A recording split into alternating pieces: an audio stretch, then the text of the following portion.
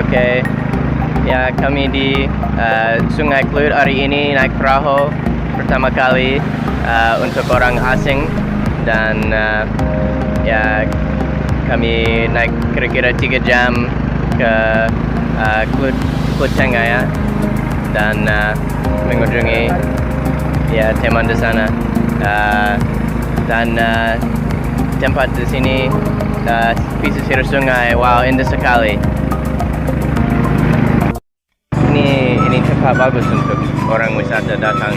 Ada tours memancing, pancing, ada tours lewat sungai untuk